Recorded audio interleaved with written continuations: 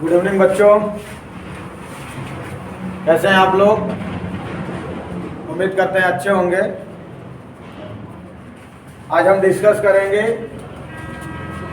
Carbon and its compound, carbon और उसके यौगिक। क्लास 10th के बच्चों को ये वीडियो ज़्यादा लाभप्रद होगा। 11th के बच्चे भी इसे देख सकते हैं, 12th के बच्चे भी इसे देखें, समझ में आएगा। 1 by 1 स्टेप करके पढ़ाया जाएगा। पूरा जो केमिस्ट्री वाला पोर्शन है, इसमें 2 पोर्शन रिलेट किए जाते हैं, ऑर्गेनिक केमिस्ट्री, एक इनऑर्गेनिक केमिस्ट्री। एक कार्बनिक रसायन, दूसरा अकार्बनिक रसायन। तो कार्बनिक रसायन में हम कार्बन से रिलेटेड सारी चीज़ें पढ़ते हैं, और कार्बनिक में कार्बन को छोड़ करके पढ़ा जाता है।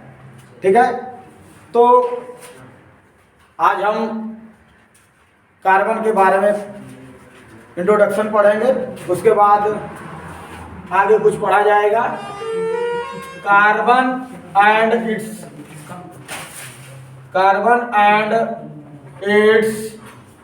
Compound, carbon and it's compounds, carbon और उसके यौगिक, कार्बन और उसके यौगिक, कार्बन और उसके यौगिक। देखिए, तो कार्बन के बारे में हम यहाँ पे जानेंगे। तो सबसे पहले ये हमें जानना होगा कार्बन आया कहाँ से। कार्बन एक ऐसा शब्द है जो लैटिन शब्द से आया है, लैटिन भाषा से, जिसका अर्थ होता है क्या? कार्बो। कार्बो मीन्स क्या होता है? कोयला। क्या होता है? कोयला या चारकोल, कोयला या चारकोल। जो कार्बन शब्द है ये कहाँ से आता है?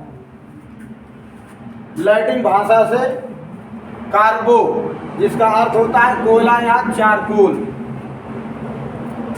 ये ब्लैक रूप में पाया जाता है, काले रूप में पाया जाता है। ठीक है, ये कहाँ पाया जाता है, कैसा होता है, क्या है, इसके बारे में हम जानते हैं। यहाँ पर भी जानेंगे कि कार्बन होता क्या है। तो किसी भी वस्तु को जलाया जाए, यदि मान लीजिए हम एक कागज को जलाते हैं तो हमें राख मिलता है। क्या मिलता है? राख। तो जो राख होता है काले कलर का, काले रंग का, उसी को क्या कहा जाता है? कार्बन। क्या कहते हैं? कार्बन। किसी भी पदार्थ का क्या? जलना। जलने के बाद जो अवशेष बचते हैं, शेष भाग जो बचता है, उसी को क्या कहते हैं? कार्बन। ठीक है, यह एक तत्व है। क्या है? तत्व, एलिमेंट, तत्व है।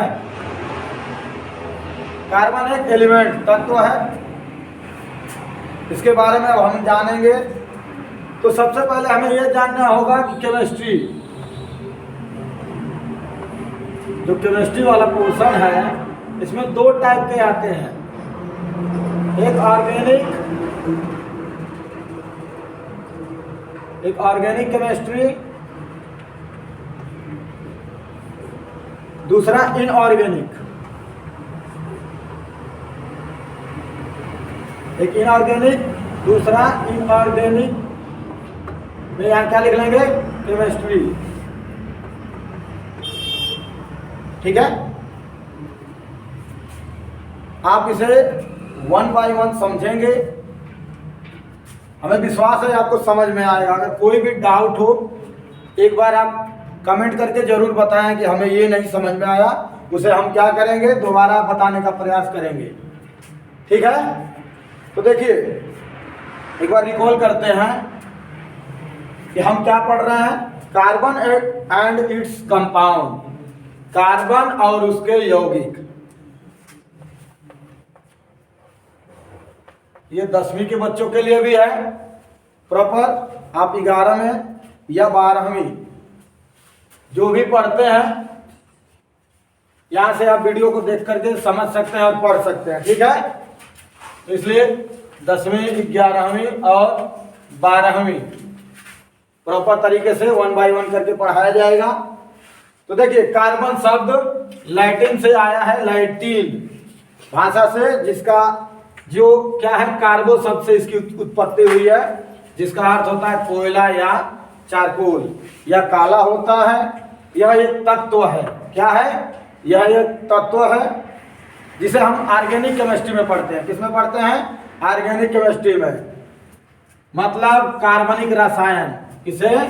कार्बनिक रसायन, कार्बनिक रसायन, ठीक है।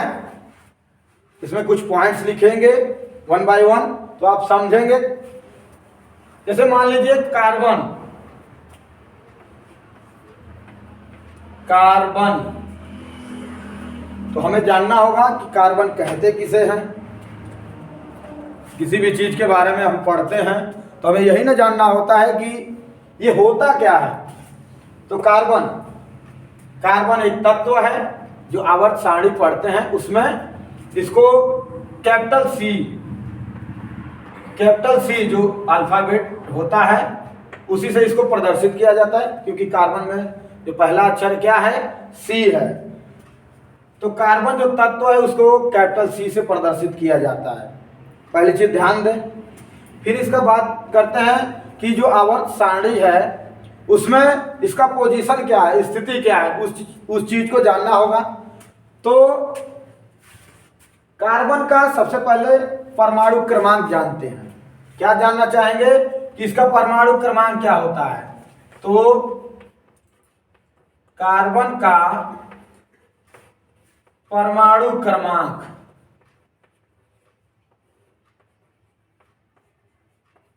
कार्बन का परमाणु क्रमांक, एटॉमिक नंबर जो है क्या होता है, सीरियल नंबर से जो भी है। तो पहले पे क्या आता है? हाइड्रोजन, फिर helium, lithium, beryllium, boron, carbon. छठे नंबर पे आता है। आवर्त सारणी में कार्बन की स्थिति छठे नंबर पे आती है, तो इसका परमाणु क्रमांक क्या हो जाता है? 6। क्या हो जाएगा? 6। अब इसी प्रकार कार्बन, जो कार्बन का अगर परमाणु क्रमांक 6 हो जाता है तो इसके परमाणु भार, एटॉमिक वेट के बारे में जानेंगे। एटॉमिक नंबर है ये, तो इसको लिख लेंगे atomic number of carbon, atomic number of carbon. Atomic number of carbon कितना हो जाएगा? 6, ठीक है।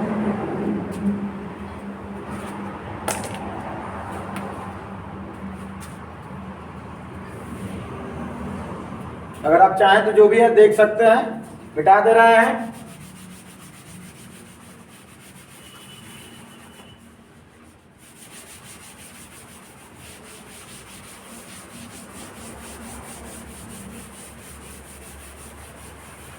आप इसे प्रॉपर तरीके से नोट्स बनाएं, एक नई कॉपी खरीद लें, उसमें प्रॉपर तरीके से नोट बनाएं 1 बाय 1। डेली का लेक्चर होगा।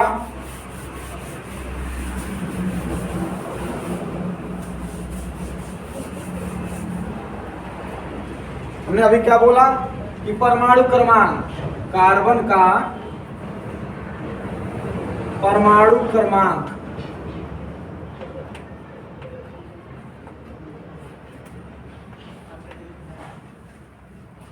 कार्बन का परमाणु क्रमांक क्या हो जाएगा? 6। तो परमाणु भार, तो परमाणु भार क्या होगा इसका? 12। क्या होता है? 12। कोई जरूरी नहीं कि अगर इसका परमाणु क्रमांक 6 है तो इसका डबल 12 ही हो, नहीं। कुछ एलिमेंट्स ऐसे हैं जिनका डबल से भी क्या है? अधिक है, ठीक है। उस चीज को ध्यान देना है। Atomic number of carbon is equal to 6, ठीक है। अब यहाँ पे क्या लिखेंगे, एटॉमिक वेट। जो दूसरा वाला है तो लिखेंगे क्या, कार्बन का परमाणु भार। कार्बन का परमाणु भार, देखिए अभी बताया गया परमाणु क्रमांक क्या है 6, तो इसका परमाणु भार क्या हो जाएगा 12। तो एटॉमिक वेट क्या लिखेंगे, एटॉमिक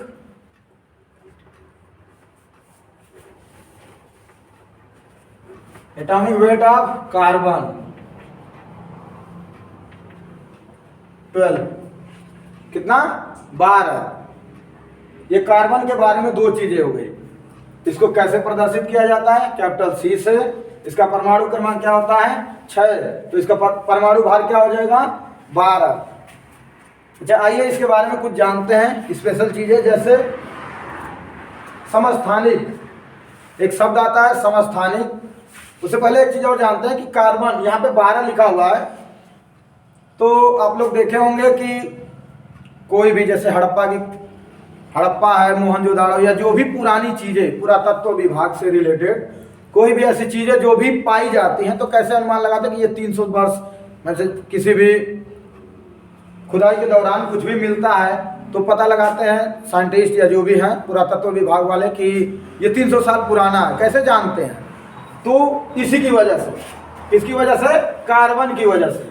उसको कहते हैं कार्बन 12। क्या बोलते हैं, कार्बन 12।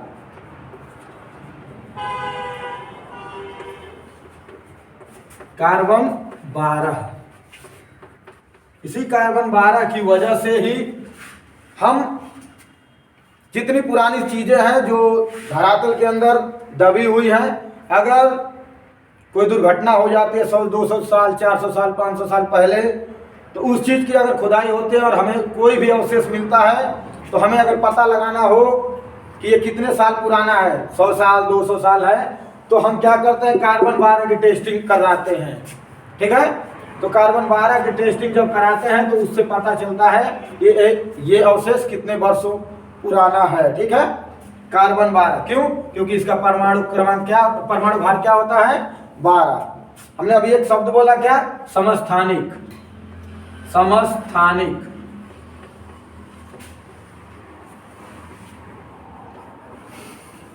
ये समस्थानिक शब्द क्या होता है कि कार्बन का परमाणु क्रमांक क्या है 6, इसका परमाणु भार 12, तो इसके 3 समस्थानिक होते हैं। कितने होते हैं, 3 समस्थानिक। पहला वाला क्या हो जाएगा 6, तो यहाँ 12 लिखते हैं, यहाँ 6, परमाणु क्रमांक 6, उसका परमाणु भार क्या हो जाएगा 12। दूसरा वाला देखें, परमाणु क्रमांक तो वही रहेगा क्या 6, क्योंकि पीरियोडिक टेबल आवर्त सारणी में आपको क्या बताया गया है कि परमाणु क्रमांक का जो कार्बन का स्थान है वो कितना है 6 है। ठीक है, तो इसका परमाणु जो भार है ये थोड़ा चेंज हो जाता है, 12 से कन्वर्ट होकर क्या हो जाता है 13। फिर तीसरा समस्थानिक देखें, कार्बन परमाणु क्रमांक 6 और ये क्या हो जाता है 14।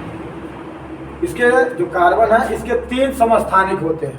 कितने, 3 समस्थानिक होते हैं। पहला क्या, कार्बन परमाणु क्रमांक 6, उसका जो परमाणु भार हो जाएगा कितना 12। और दूसरा देखें क्या, कार्बन का परमाणु क्रमांक 6 और क्या परमाणु भार 13। फिर इसमें क्या हो जाएगा परमाणु भार 14, और क्या है परमाणु क्रमांक सब में समान है। ये देखिए ध्यान से, समस्थानिक और स्थान तो क्या रहता है समान, बस उसके क्या परमाणु क्रमांक क्या हो जाते हैं, अरे परमाणु भार क्या हो जाते हैं, चेंज हो जाते हैं। ठीक है ना, इन्हीं तीनों के कॉम्बिनेशन के द्वारा जो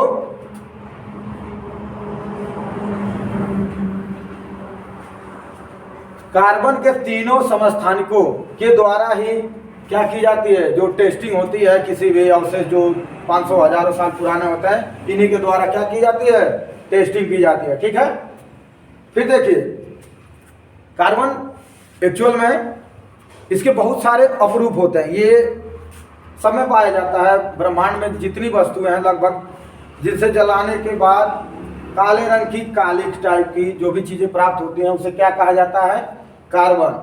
तो कार्बन के अपरूप जैसे बहुत ये सॉलिड में तो एक आता है बकमिस्टर फ्लोरीन। क्या आता है, बकमिस्टर फ्लोरीन। या सबसे बढ़िया एग्जाम्पल हमारे दैनिक जीवन में उपयोग करने वाली वस्तुएं जो जैसे पेंसिल,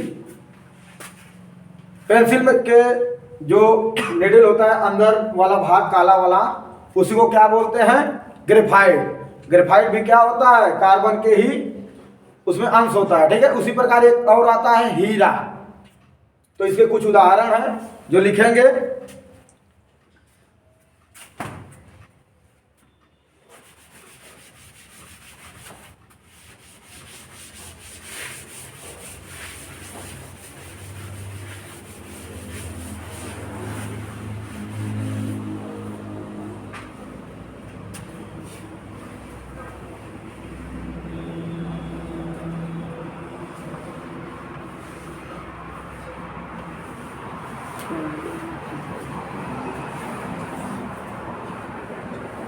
हीरा।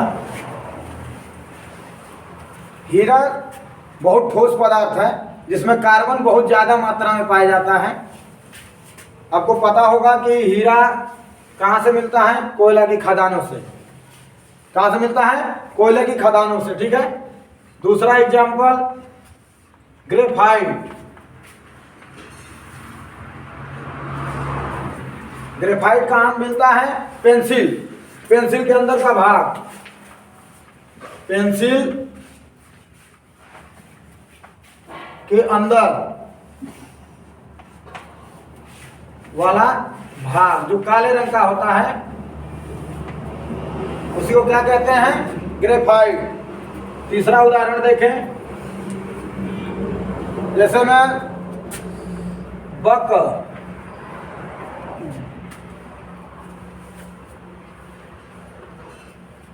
बकमिस्टर फुलेरीन।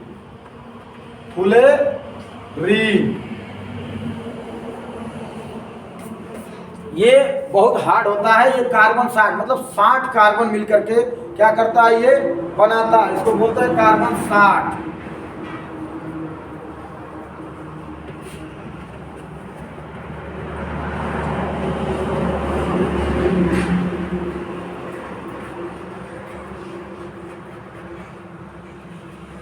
बकमिस्टर फुलेरीन, ठीक है। तो इसके कार्बन के जो मुख्य उदाहरण है कि इनमें कार्बन पाया जाता है वो चीजें हैं। देखिए पाया तो लगभग ब्रह्मांड में जितनी वस्तुएं हैं लगभग 99 समथिंग में सब में कार्बन पाया जाता है। लेकिन हीरा बहुत ठोस पदार्थ है।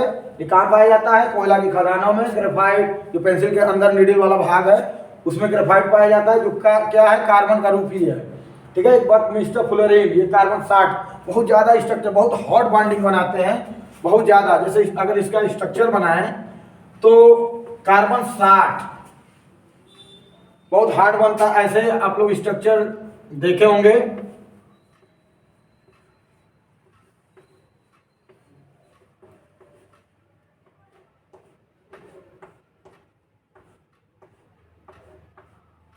ठीक है, ऐसे डॉट डॉट डॉट डॉट बहुत ज्यादा बनाना पड़ेगा।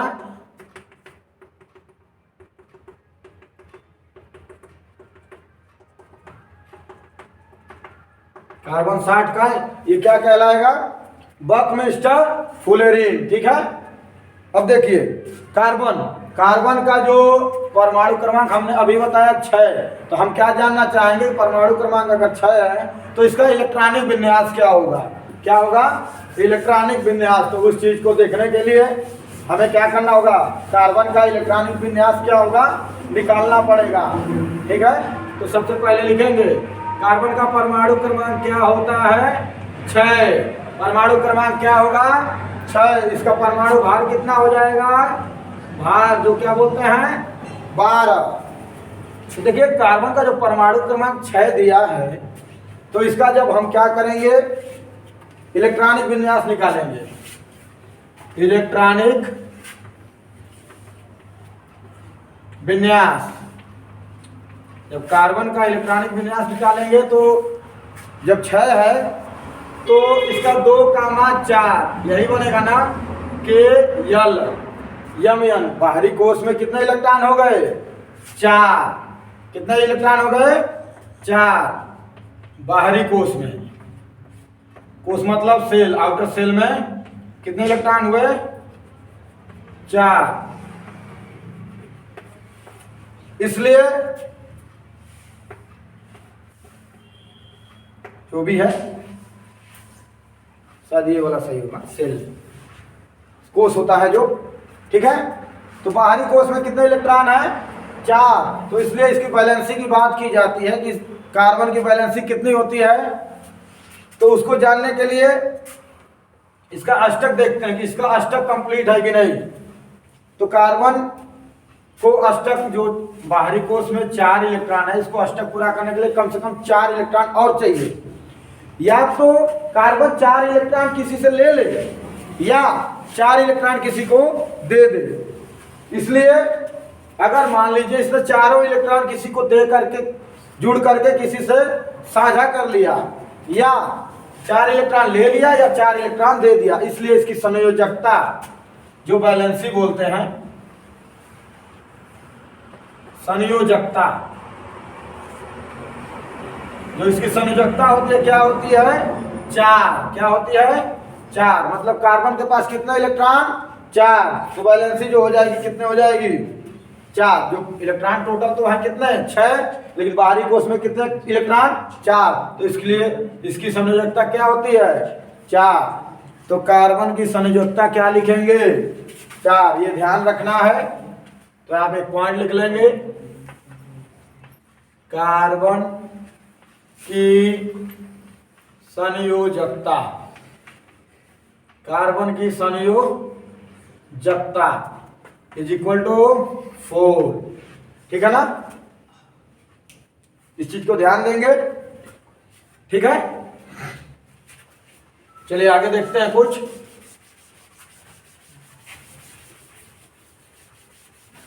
एक बार आप लोग ध्यान दें कि सभी बच्चों से आग्रह है, अगर यदि आपको समझ में ना आए कुछ भी पोर्शन की,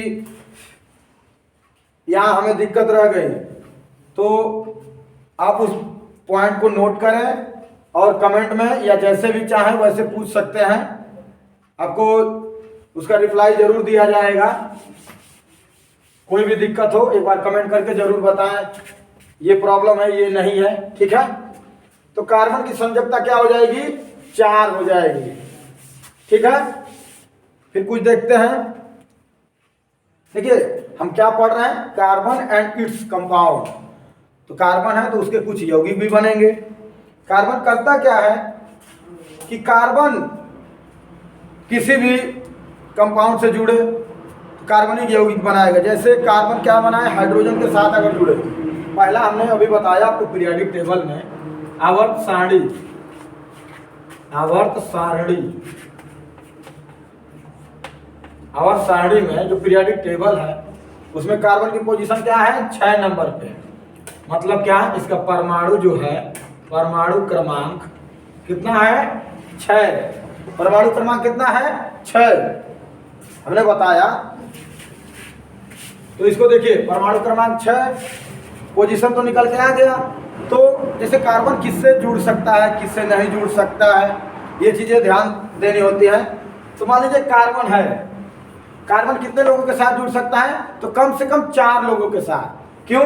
क्योंकि इसके बाहरी कोष में कितने इलेक्ट्रॉन हुए? 4। अगर मान लीजिए कार्बन को 4 इलेक्ट्रॉन देना हो या लेना हो, जो भी चीज है, तो वही संयोजकता बनाती है। क्या बनाती है? संयोजकता।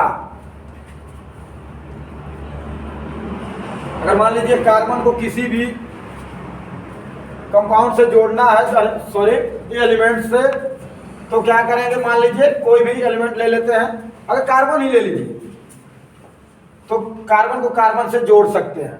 इसके 3 इलेक्ट्रॉन अभी बचे रहेंगे। फिर चाहे तो इस कार्बन से भी इस कार्बन को क्या करें? जोड़ सकते हैं। मान लीजिए इस कार्बन को चाहे तो हाइड्रोजन से जोड़ना है। क्यों? क्योंकि हाइड्रोजन भी तो एक एलिमेंट है। इसमें आवर्त सारणी में पहले नंबर पे क्या आता है? हाइड्रोजन, फिर helium, lithium, beryllium, boron, carbon, nitrogen, oxygen, जो भी सारी चीजें हैं। देखिए इसके क्या है, जितने भी इलेक्ट्रॉन थे कार्बन के पास, ये एक दूसरे से जुड़ करके क्या बना लिया? बंध बना लिया। आपको बता दें कि एक बंध बनने में कितने इलेक्ट्रॉन की आवश्यकता पड़ती है? आप लोग कमेंट करके जरूर बताएंगे कि एक इलेक्ट्रॉन में नहीं, एक बंध में कितने इलेक्ट्रॉन की आवश्यकता होती है?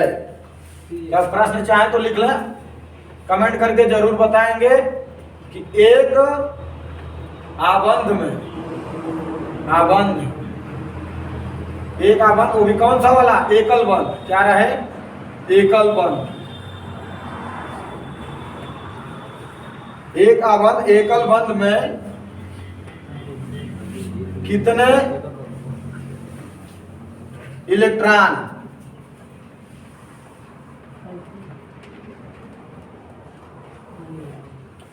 इलेक्ट्रॉन होते हैं, या लिख सकते हैं कि कितने इलेक्ट्रॉन मिलकर एक आबंध बनाते हैं। इस चीज को ध्यान देना है। तो आपको क्या करना है, कमेंट में करके बताएं। ठीक है।